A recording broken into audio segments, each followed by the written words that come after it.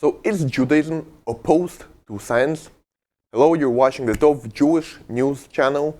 My name is Michael Vilensky, and my guest today is Rabbi Daniel Kohn. Rabbi, great to have you. Nice to be back. So, Rabbi, my question to you will be the following.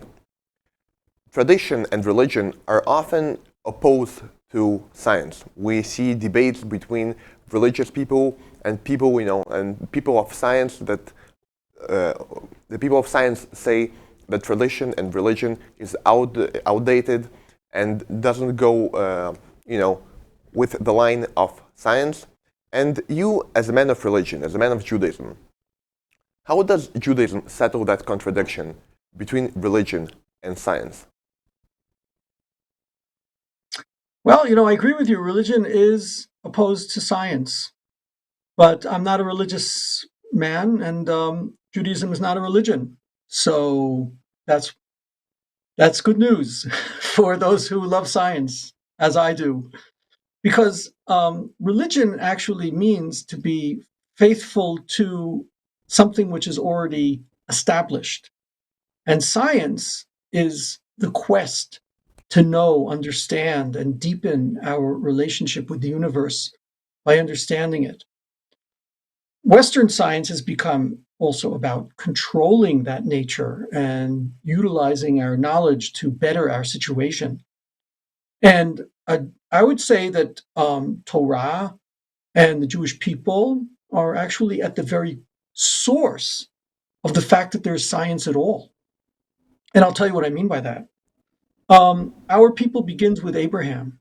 Abraham is a man who's on a quest to understand. Abraham is an iconoclast, meaning that he breaks down the givens, the statues that people have built that are made of their insistence on seeing reality a certain way that fits with what they've already decided. This is what the prophets talk about when they say that people bow down to the work of their own hands. That is very anti science.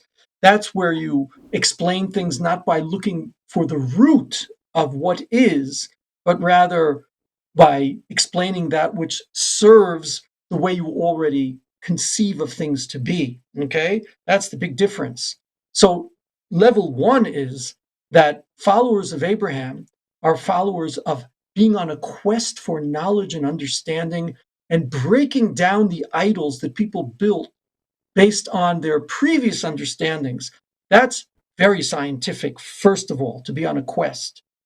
Second of all, it's very hard to have science unless you recognize that all phenomena are interconnected and that there's something that is bonding them together in one uh, realization and manifestation. Not only the things that are out there, but the very mind that you have to analyze them and to research them. If my mind comes from the same place that the things that I'm coming to understand comes from, I have hope of understanding them.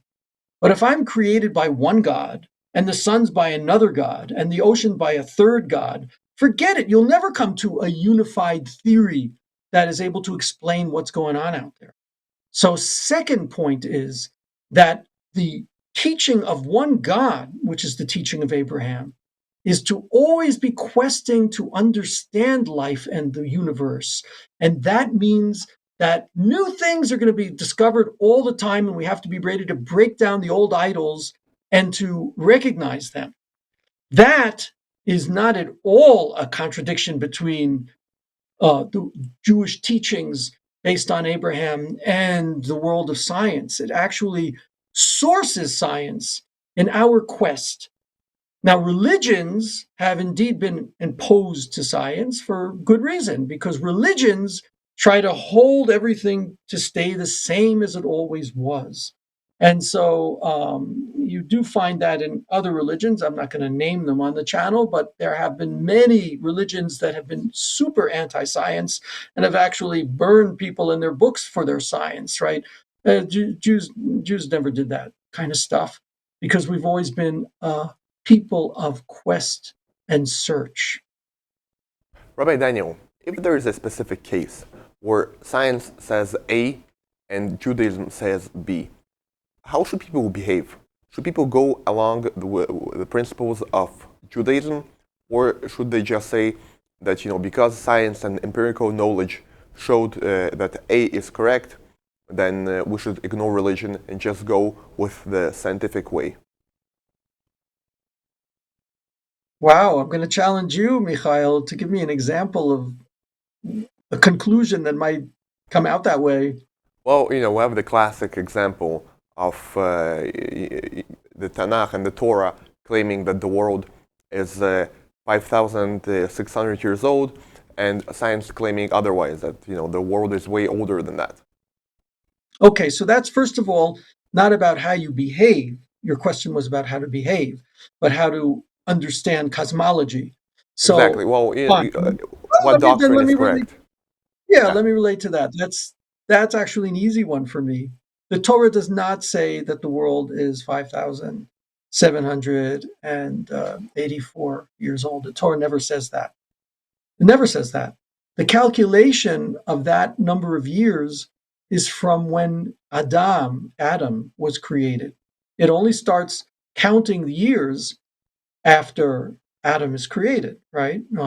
That's our Rosh Hashanah, the beginning of the year, is the day that celebrates man's creation, not the world's creation. The world's creation preceded man's creation with 6 stages.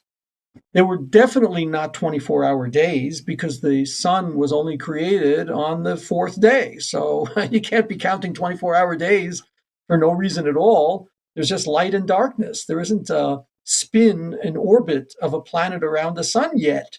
I mean, like, that's pretty obvious. So therefore, we have no idea how old the world is. The Torah doesn't even take interest in that question. The Torah's interest is Zot Torat Ha'adam. This is a Torah for human beings. So what we're interested in is in human history.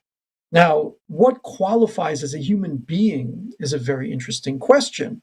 It might be that there are Homo sapiens that precede Adam that are humanoid, human-like. We don't know, and to be honest, we don't care. That's not our science is really not about the cosmology, and any cosmology I think will be fine if it's empirically provable, which is a pretty difficult thing to do. I don't think scientists have really come up with very much to really get to the source of the physics of our universe and the cosmology of our universe. It's a pretty impossible thing to get back to that starting point. But for us, I think the most important point is that that's actually a great example where religious people who read the Bible incorrectly think that things are clashing. But the truth is that you have to read the Torah as a teaching to humanity, and its history begins with Adam. And Adam began that number of years ago. Okay, but that obviously leaves a lot of space. So let me play devil's advocate, and I'll give you another example. For example, the separation of the Red Sea. The Torah claims that when the Jews came out of Egypt, that God separated the Red Sea, and the Jews walked on dry land through the sea.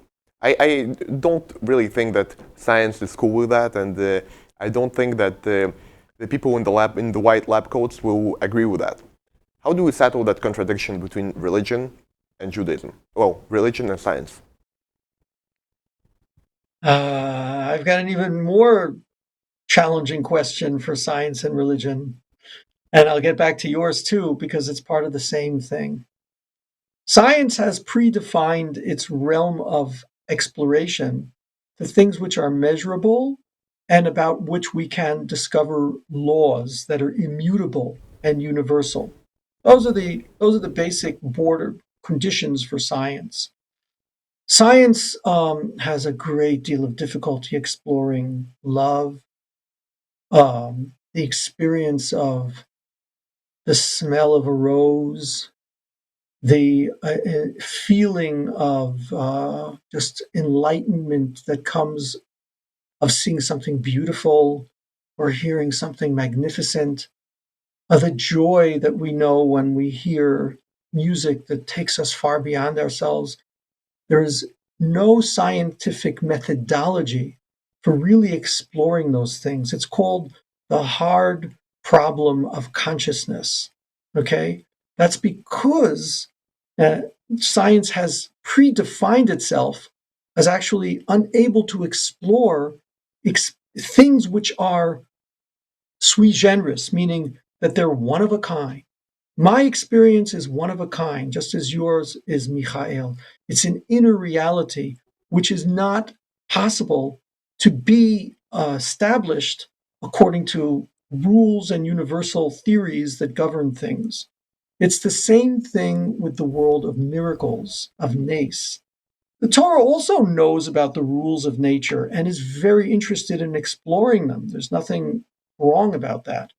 But if you think that because I have predetermined that that which I can determine rules about is the only thing which is real and the only thing which ever happens, that's where you miss the point, just like you'd miss the point by saying, you don't love, you don't appreciate beauty because we can't measure that. There's no rules to that.